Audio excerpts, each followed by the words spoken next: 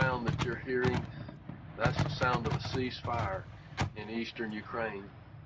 As you can tell, the war continues to rage here, and I'm literally on the top of a roof that is of a 12-story high building, and we're overlooking a battlefield where the war continues to rage, and the people here didn't get the memo that they're not supposed to be fighting anymore. And in this area, some really good people have lost their lives. Behind me, about 2 miles, is the Donetsk airport that's been completely obliterated in this war. And very soon now I'll be able to go home. But there are people in this community that they literally have no place to go. So please continue to pray for these folks. Many of them are our brothers and sisters in Christ.